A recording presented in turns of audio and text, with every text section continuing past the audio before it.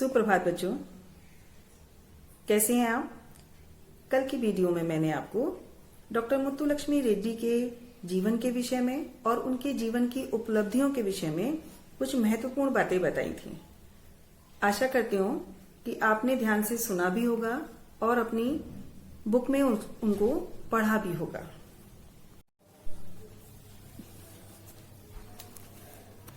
अब डॉक्टर मुत्तुलक्ष्मी ने चिकित्सा के साथ साथ सामाजिक गतिविधियों में भी भाग लेना शुरू कर दिया।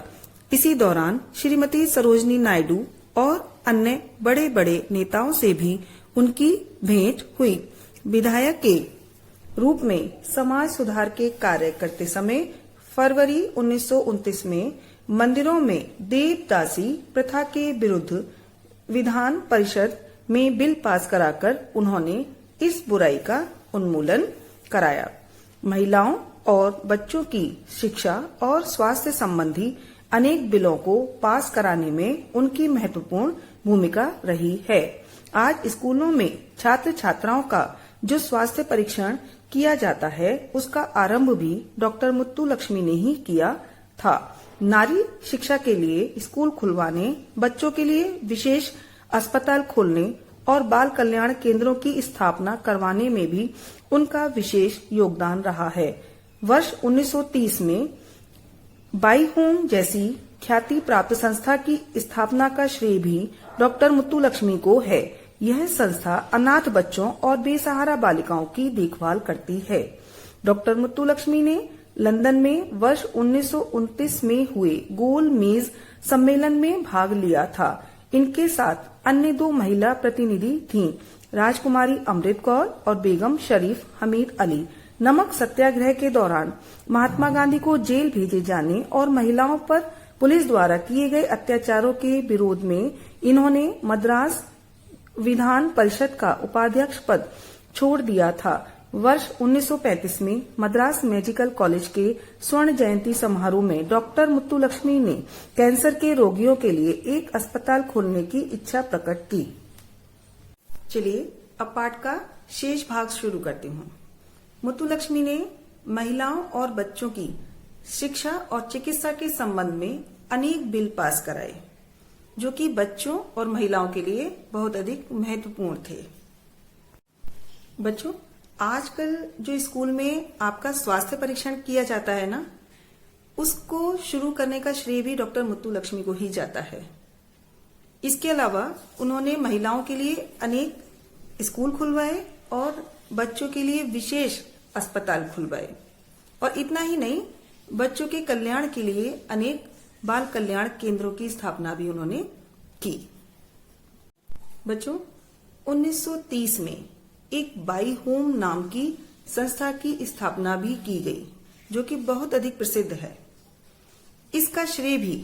इसकी स्थापना का श्रेय भी डॉक्टर मुत्तुलक्ष्मी को ही जाता है। और इसकी स्थापना का उद्देश्य क्या था? इसकी स्थापना का उद्देश्य था बेसहारा महिलाओं और अनाथ बच्चों की देखभाल करना। इस तरह से बच्चों, हमने देखा कि डॉक्टर मुत्तुलक्ष्मी ने अपने जीवन में इतने अधिक समाज सुधार संबंधी, चिकित्सा संबंधी कार्य किए कि तमिलनाडु में 30 जुलाई को, जो कि उनका जन्म दिवस है, हॉस्पिटल डे के रूप में मनाया जाता है। सुप्रभात बच्चों, कैसे हैं आप। कल की वीडियो में मैंने आपको डॉक्टर मुत्तुलक्ष्मी रेड्डी के जीवन के विषय में और उनके जीवन की उपलब्धियों के विषय में कुछ महत्वपूर्ण बातें बताई थी। आशा करती हूँ कि आपने ध्यान से सुना भी होगा और अपनी बुक में उनको पढ़ा भी होगा। बच्चों, जिस समय भारत में नमक सत्याग्रह आंदोलन चल रहा था, उस समय पुलिस द्वारा महात्मा गांधी पर और अन्य महिलाओं पर अत्याचार किए गए। जब मुत्तुलक्ष्मी को यह पता चला तो उन्होंने मद्रास विधान परिषद के उपाध्यक्ष पद से इस्तीफा दे दिया। वर्ष 1935 में जब मुत्तुलक्ष्मी मद्रास मेडिकल कॉलेज के स्वर्ण जयंती समारोह में शामिल होने गईं, तो उन्होंने वहां कैंसर के रोगियों के लिए एक अस्पताल खोलने की इच्छा प्रकट की। उनकी इस इच्छा का सभी ने समर्थन किया और 1952 में पंडित जवाहरलाल नेहरू ने अडयार कैंसर इंस्टीट्यूट के नाम से एक अस्पताल की नींव रख दी। 1954 से इस अस्पताल में कामकाज शुरू हो गया और आज बच्चों प्रतिवर्ष हजारों मरीज इस अस्पताल की चिकित्सा का लाभ उठाकर सही होते हैं। इस इच्छा का खुले दिल से स्वागत किया गया और वर्ष 1952 में पंडित जवाहरलाल नेहरू द्वारा अडयार कैंसर इंस्टीट्यूट की नींव रखी गई। 18 जून 1954 को इस अस्पताल में कामकाज शुरू हो गया। आज इस विश्व प्रसिद्ध अस्पताल से प्रतिवर्ष लगभग 80,000 रोगी चिकित्सा लाभ उठाते हैं। डॉक्टर मुत्तुलक्ष्मी वर्ष 1954 से 57 तक तमिलनाडु विधानसभा की सदस्य रहीं। चेन्नई नगर निगम की एल्डर वुमेन भी रहीं। 22 जुलाई 1968 को इनका स्वर्गवास हो गया।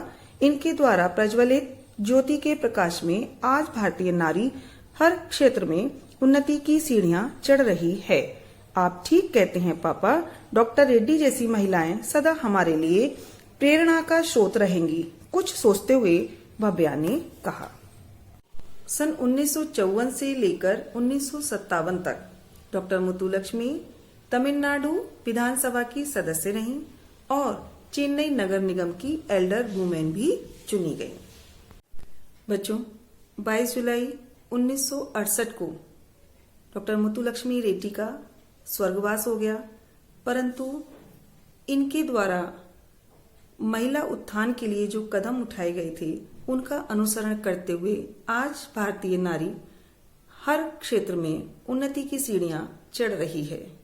इस प्रकार बच्चों मुत्तुलक्ष्मी रेड्डी जैसी महान नारियां हमारे लिए हमेशा सम्माननीय और प्रेरणा की स्रोत रहेंगी। तो बच्चों इस पाठ को पढ़कर आपको कैसा लगा, क्या सीखा आपने, ये सब आप मुझे अपनी उत्तर पुस्तिका में लिख कर बताएंगे।